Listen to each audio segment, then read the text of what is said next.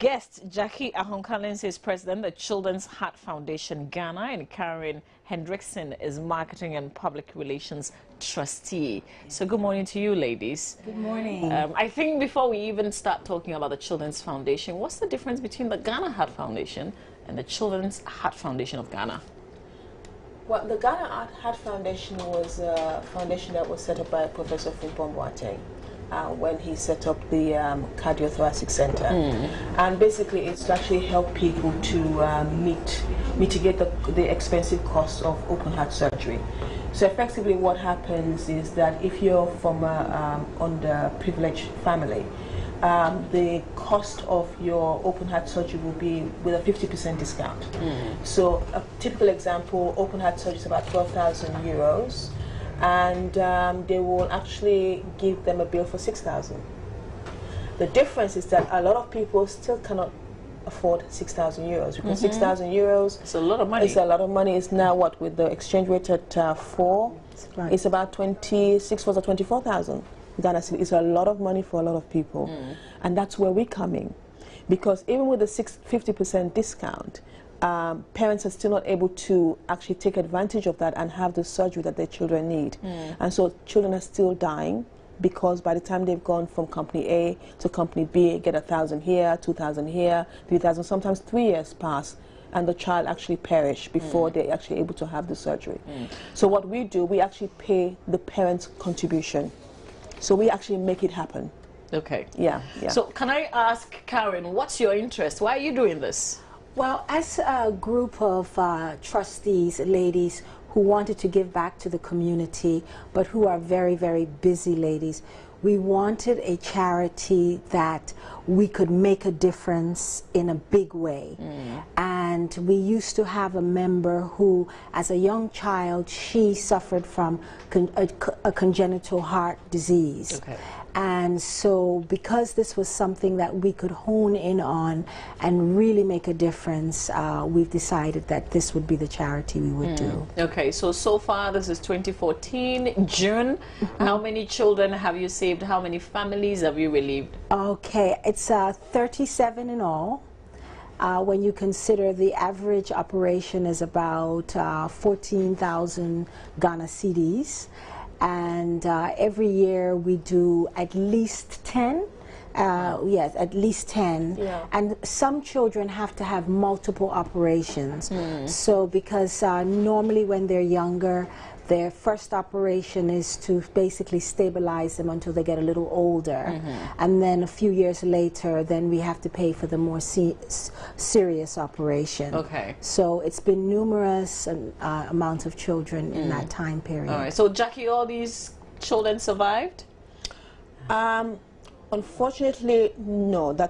Some of them do actually perish because sometimes if they've been waiting for a long time for help, because what happens most of the time when you have need open heart surgery, it's usually disorder to do with the valves that actually control the flow of blood from the heart to the rest of the body. And of course, if you've been with the disease for a long time than necessary, it means that the heart muscle becomes very weak.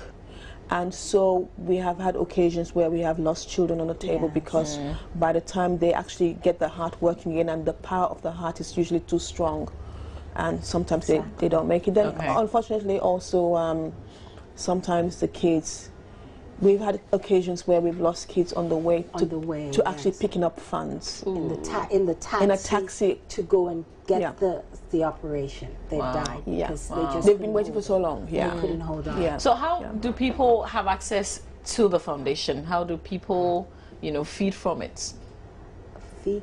As in, how do people access it? Oh, I see. Okay. How do they find out about us? Exactly.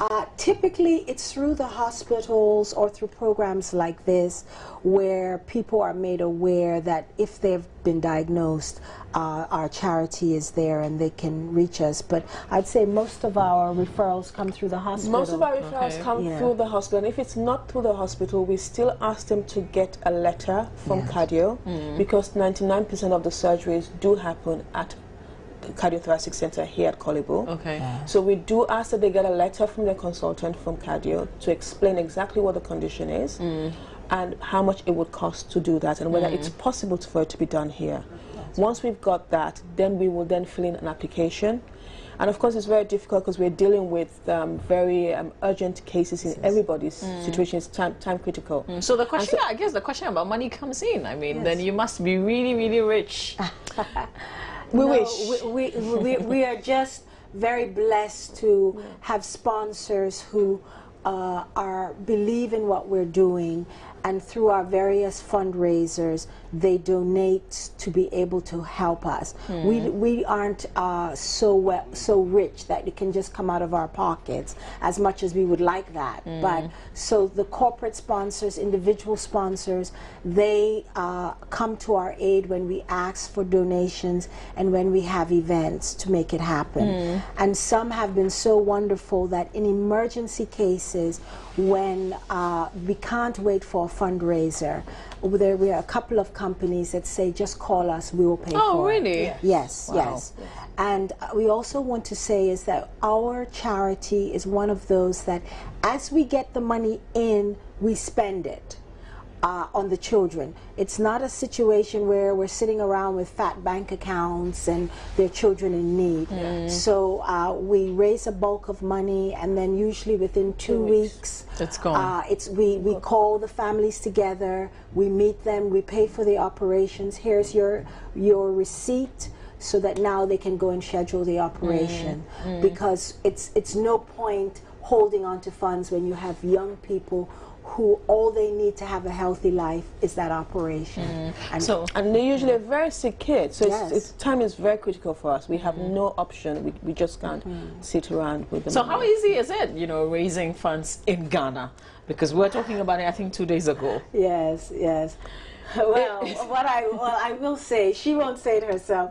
I think she's the best for instance, you have a ball coming up. Yes, we do. And I'm sure the purpose of it is to raise funds. Oh, definitely. In fact, it's our major fundraising activity. But it gets harder each year. But we are blessed in that our president, sitting right here, she is the most phenomenal fundraiser imaginable. She's able to speak to corporations who might normally say no, because they get donor fatigue. But she's able to get them to donate.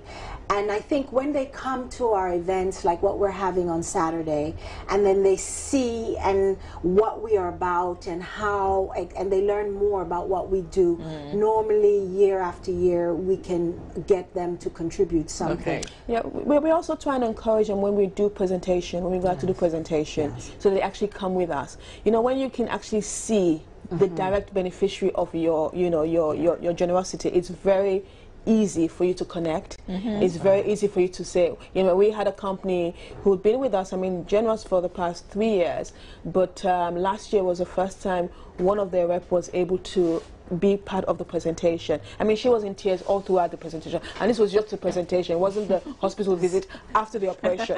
And then this year, guess what? They've given us double what they gave us, what they've been giving us, just because she was able, because you can touch, see, and because I think sometimes our problem is we don't really see what the monies are used for, and some people think, oh, we're just giving the money out and they'll use it for themselves. Exactly. Or even if you don't think that it's a little bit easier to just be laissez-faire if you think, okay, it's a building going for something. I'm not saying it's not worthy, but when you actually see a child and you see that gratitude from a mom who's been kneeling down praying for God knows how many years for that miracle, because for most families that amount of money is a miracle, and then suddenly somebody says, here it is, and then they're holding on to that receipt that stood between the life of their child, because a lot of the kids, I'll tell you, we had a child from the north. They couldn't speak English or Tree, and obviously I didn't speak the language from the north. And I knew every time the child had a crisis, because we will get a call, but there's nobody on the other line, or there's somebody on the line, but they won't say anything. But we know it's coming from this family. And we knew it was like them saying, are you ready? Can we come? Help. So we knew that night, whether it was 12 o'clock at night or 4 o'clock in the morning, that child had a crisis, that parents have gone through a trauma thinking, well, we're losing. Because when you have a heart disease, it's touch and go. So tell me about this ball tomorrow. Well, first let us say that it is completely sold out. Oh, you sold all the tickets? Completely. Completely sold out. And for that, we're truly blessed. However, we want to encourage people who still want to make a donation, who still want to be a part of it, they can get in touch with us, and we'll give a number. They can get in touch with us. But the ball, it's going to be a fun evening, but with a serious undertone. There will be raffles and various other things that will happen. But the message will always be to those in attendance that we're doing this for a greater cause, and that the money is what stands between a child living and dying, you know. And so that really has impact when people say. I'll end with Jackie with the phone number that people can get through. Okay, you can contact us on 05055 22488. Okay. Can you repeat that? Yeah, 05055 22488. All right, Jackie and Karen, thank you so much for being here this morning. Thank you. And thank you for having us. You're always welcome. Thank you. Anytime. I'll come back.